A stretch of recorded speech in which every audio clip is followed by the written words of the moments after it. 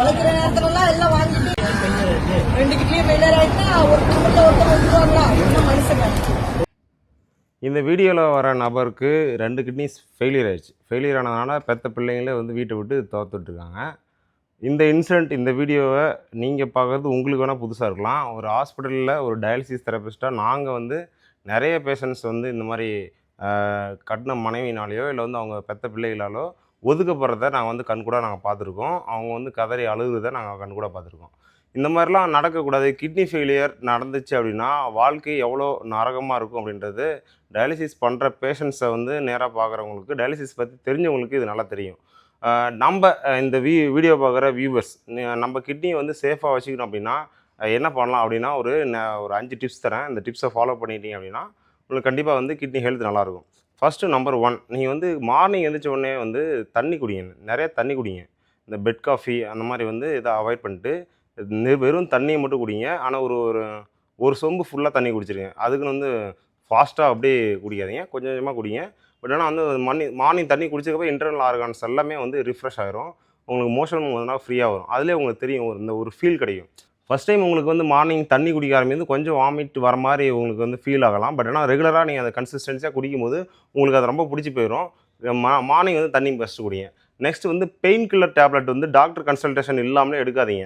எதுக்கு எடுத்தாலும் வந்து கேர்ள்ஸாக இருந்தாலும் சரி, பாய்ஸாக இருந்தாலும் சரி, பெயின் கில்லர் டேப்லெட் வந்து எந்த ஒரு கன்சல்டேஷன் இல்லாமல் நீங்களே போய் மெடிக்கலில் வாங்கி ஹை டோசேஜில் வாங்கி அதை யூஸ் பண்ணாதீங்க. அடுத்து நம்பர் 3 என்னென்னா கேர்ள்ஸ் வந்து பப்ளிக் டாய்லெட்டை யூஸ் பண்ணுறது முன்னாடி இங்கே ஏதோ ஒரு எமர்ஜென்சி பப்ளிக் டாய்லெட்டை யூஸ் பண்ணுறீங்க அப்படின்னா ஒரு பக்கெட் தண்ணியை எடுத்து அப்படியே ஃபுல்லாக வந்து அதை நீங்கள் வாஷ் பண்ணணும்னு சொல்ல வரல, தண்ணியை வந்து ஃபுல்லாக அதில் இது பண்ணிட்டு அதுக்கப்புறமா அதை யூஸ் பண்ணுங்கள். ஏன்னா வந்து கேர்ள்ஸுக்கு வந்து யூடிஐ அப்படின்னு ஒன்று ஈஸியாக ஸ்ப்ரெட் ஆகும். அந்த யூடிஐ வந்து ஒழுங்காக நீங்கள் கவனிக்கல அப்படின்னா யூரினரி ட்ராக் இன்ஃபெக்ஷன் வந்து ஈஸியாக வந்து கிட்னியை போய் அஃபெக்ட் பண்ணுறதுக்கு நிறைய வாய்ப்பு இருக்குது. யாராக இருந்தாலும் 6 months ஒன்ஸ் இல்லை இயர்லி ஒன்ஸ் வந்து உங்களோட பிளட் டெஸ்ட் வந்து யூரின் டெஸ்ட் வந்து எடுத்து செக் பண்ணி பார்த்துக்கோங்க. ஏன்னா இப்போ இருக்கிற கால சூழ்நிலைக்கு பிறந்ததே சாப்பிட்றதுக்காக தான் பிறந்திருக்கோம்.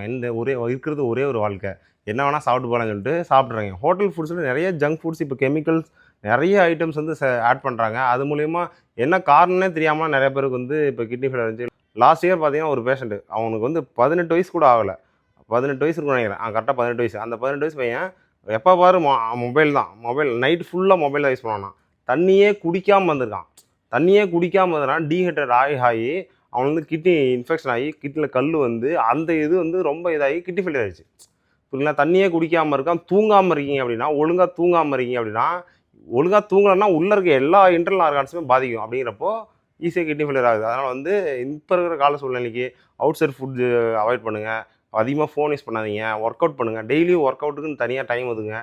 நல்லா தண்ணி குடிங்க. நீங்கள் வந்து ஒரு வேளை பெயின் கில்லர் டேப்லெட் எடுக்க வேண்டிய சூழ்நிலை டாக்டரே வந்து உங்களுக்கு ப்ரிஸ்கிரைப் பண்ணுறா அப்படின்னா, அப்படி பெயின் கில்லர் டேப்லெட்லாம் எடுத்து சரியாயிடுச்சு அப்படின்னா அதுக்கப்புறம் வந்து நிறைய நல்லா தண்ணி குடிங்க. நல்லா உடம்பை வந்து ரெஃப்ரெஷ்ஷாக வச்சுக்கிங்க. உங்களுக்கு வந்து எந்த கிட்னி ஃபெயிலியர் ஆகிறதுக்கு வாய்ப்புகள் வந்து கொஞ்சம் குறையும். அதெல்லாம் பிபி சுகர் வராமல் பார்த்துக்குங்க.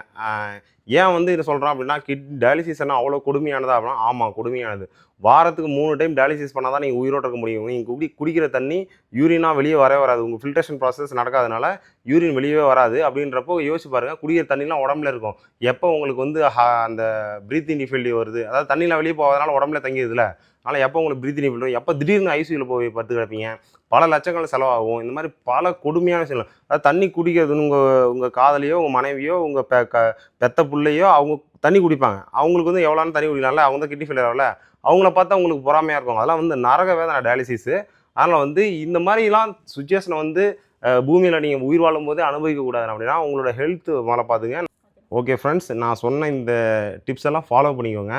இல்லை அப்படின்னா நீங்கள் டயாலிசிஸ் கிட்னி ஃபெயிலியர் ஆகி டயாலிசிஸ் பண்ணுற சுச்சுவேஷன் வந்தீங்க அப்படின்னா நீங்கள் உயிர் வாழும்போதே நரகம்னா என்னன்னு பார்ப்பீங்க. ஏன்னா கமெண்ட் செக்ஷனில் பாருங்கள், நிறைய டயாலிசிஸ் பர்சன் வந்து கமெண்ட் பண்ணுவாங்க.